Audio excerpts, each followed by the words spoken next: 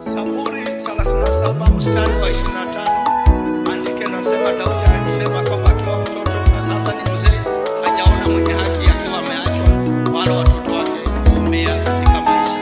Wapendwa, tukamtegemee Bwana. Haleluya.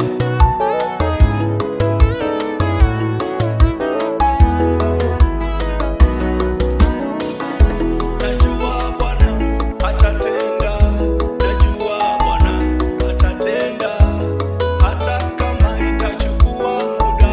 Najua Bwana atatenda, Najua Bwana atatenda, najua Bwana atatenda, hata kama itachukua muda. Najua Bwana atatenda. najua Bwana atatenda, najua Bwana. Amen. Kwa majina naitwa Mhubiri Evans Masinde, nahubiri na kanisa la Deliverance Church Waitalu, likiwa upande ndani ya subregion ya Simatweti. Jioni ya leo naomba kuwa sehemu ya baraka katika maisha yako, tukaweze kutazama maandiko katika kitabu cha Matthew chapter number 8 verse 21, mahali ambapo maandiko yanasema, na mwanafunzi mmoja wa Yesu and another of his disciples said unto him, Lord, suffer me go and bury my father. But Jesus said unto him, follow me and let the dead bury the dead. Mwanafunzi mmoja wa Yesu akaweza kumwambia Yesu ya kwamba akaweze kupewa nafasi, akaweze kujumuika na jamii katika mikakati ya mazishi ya mzazi. Naye akaona ni vyema ripoti hii ikaweze kumfikia Yesu, na kwa ustadi ripoti ikamfikia Yesu. Lakini jibu alilolipokea likawa limemkanganya kidogo, kwa sababu Yesu alimwambia ya kwamba follow me, kamwambia wewe utanifuata, sitakupa ruhusa ya kwenda, utanifuata, but let the dead bury the dead. Bwana Yesu asifiwe.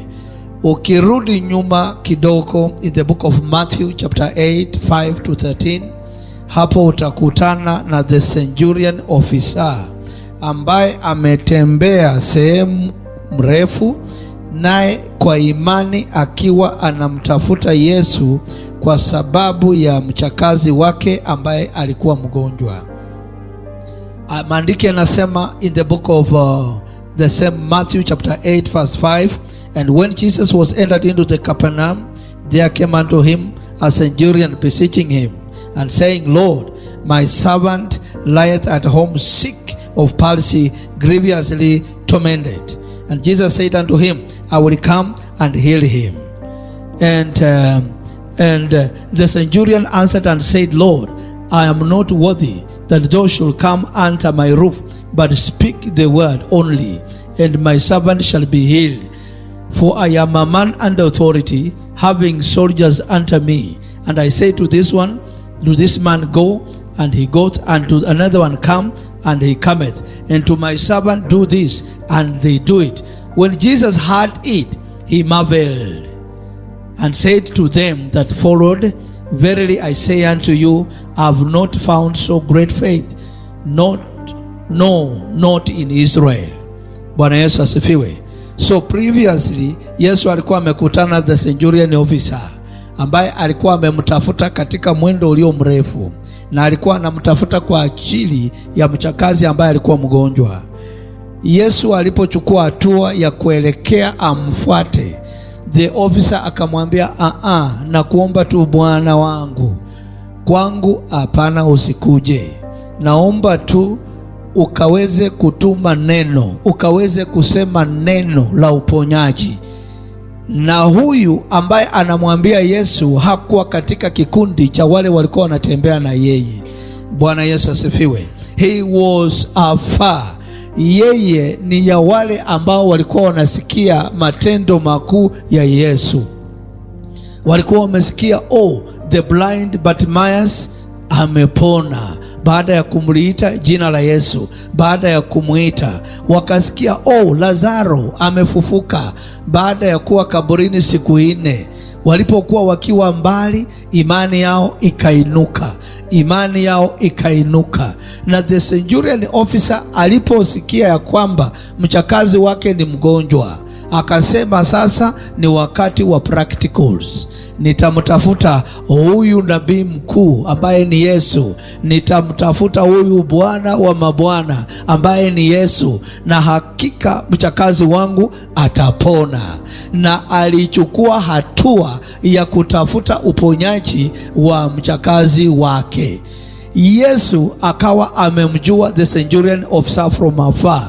Alipofika akajua ya kwamba yule ambaye amejawa na imani yake amefika. Hata alipoomba ruhusa ya kwamba akaweze kumsaidia apone, Yesu akamwambia niko tayari. Akamwambia hapana. Bwana Yesu asifiwe.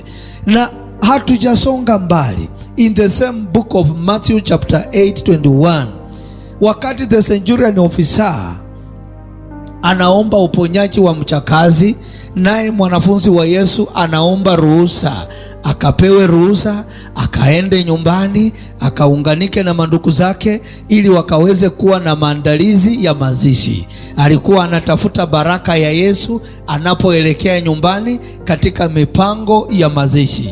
Bwana Yesu hakulichukua, hakulinunua. Akamwambia, hiyo wacha wale wenye hawajui niko waendelee. Wacha wale hawajasikia habari njema ambayo ninaifanya waendelee. Wale ambao hawajasikia ujumbe mpya ya kwamba vipofu wanaona, visiwi wanasikia, viwete wanatembea. Wale ambao hawajakaribia habari njema ambayo imefikia wanadamu, wacha wao waendelee na zile shughuli. Lakini ewe mwenye unatembea na mimi, ambayo unajionea, hebu ukanifuate.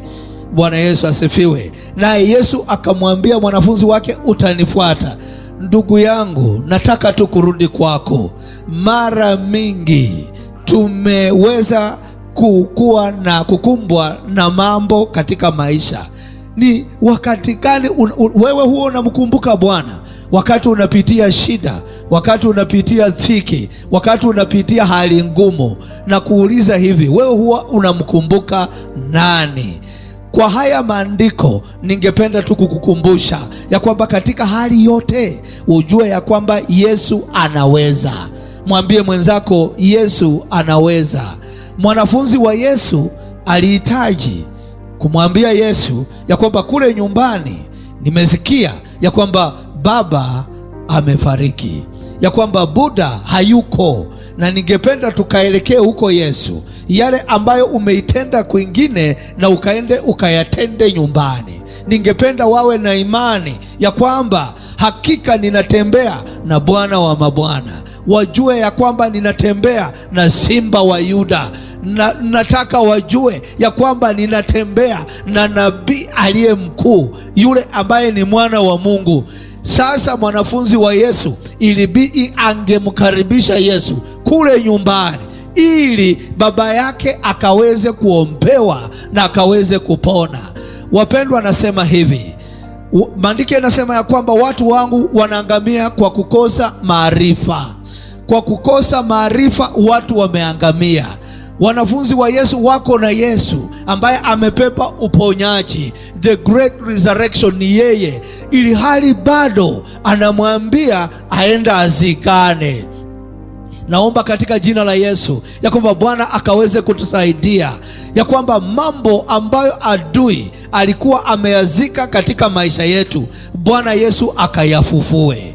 Kuna mambo yaliyo mema adui alikuwa amezika, na kuna ingine ni mipango ya kuzikana.